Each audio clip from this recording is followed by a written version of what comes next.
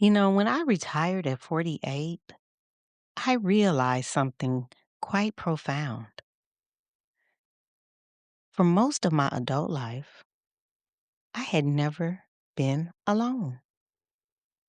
I'd been married, raising children, building a career, sharing decisions and identity with others, and suddenly it was just me, just Lo. That realization was both unsettling and empowering. It made me take a long, honest look at every relationship in my life. I looked at which ones still fit me and which ones no longer served who I was becoming.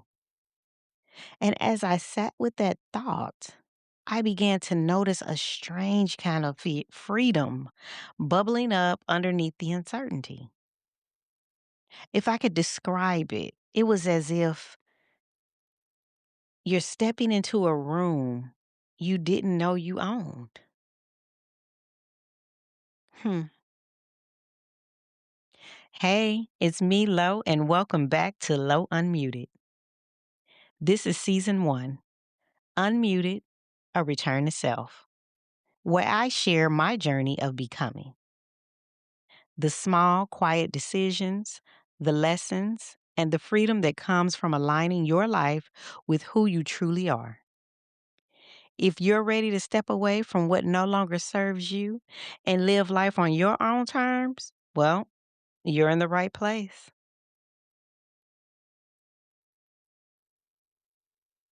So I started noticing early on that much of my life had been defined by people around me, my friends, colleagues, family, and yes, even my romantic partners. And stepping into this new chapter, I realized some of those connections just weren't fitting anymore. I mean, they weren't bad people and they weren't the problem. They simply weren't aligned with who I was becoming. And when that became clear, I understood that releasing them wasn't about loss. It was about making space for clarity, for authenticity, for me.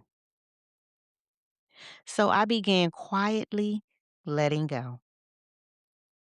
Friendships I hadn't questioned in years suddenly felt heavy or stagnant, and some felt like they were holding me in old versions of myself. And letting them go, well, it actually was liberating.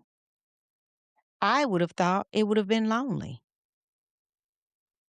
But I realized that honoring the natural evolution of who I am also meant honoring the evolution of the people around me and recognizing which relationships belonged in this new space of my life. And then, of course, life has a way of giving you little reminders in the real world about autonomy and influence. I remember this one moment so vividly. It was when I was traveling back home from an extended trip visiting my daughter abroad. I'm in the airport, standing in line at the food concession, and this woman in front of me, she was probably in her mid 20s and 30s, noticed the ring on my finger. And she said, "Oh, your ring is beautiful." Then she followed with, "Girl, he did good." And when I heard it, I couldn't help but to kind of smile and a little gentle laugh. And I replied to her, "Oh, hun, I'm divorced. I wear this because I don't want to be bothered."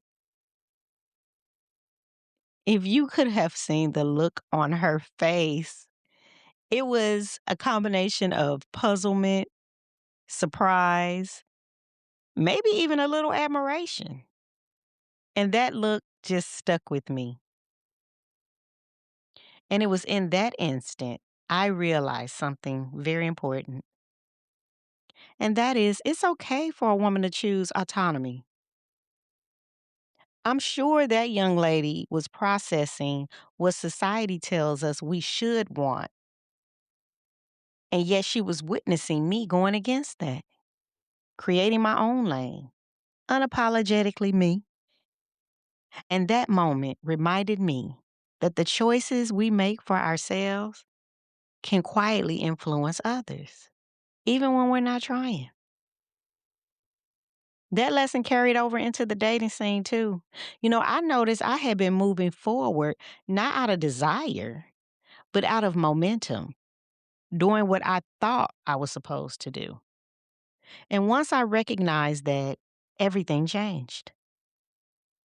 It became easier to release not just romantic timelines, but all the relationships that had been carried along by habit or expectation.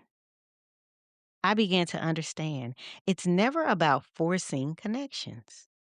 It's about choosing alignment, about recognizing which people and situations naturally fit the life you're building for yourself. And here's the most beautiful part.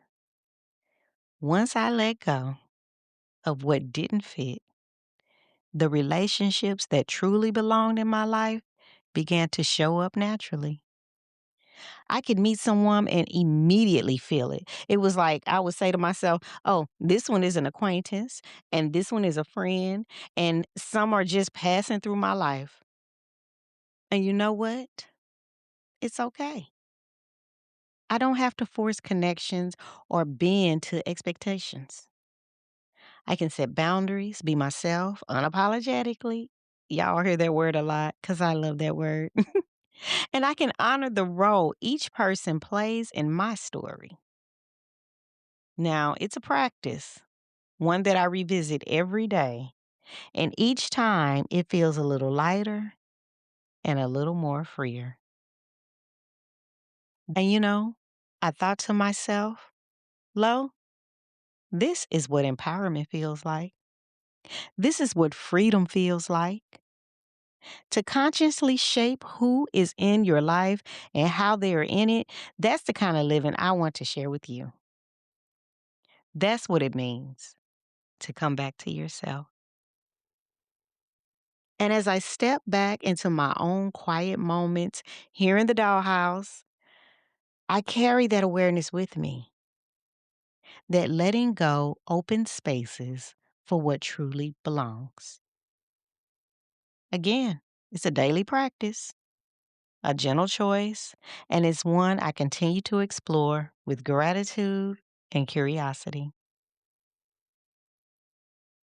So, listener, I want to thank you for sitting with me through this reflection.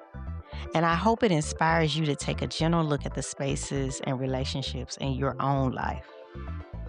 And if you're ready, come back next week and we'll continue walking this journey together. Until next time, stay unmuted.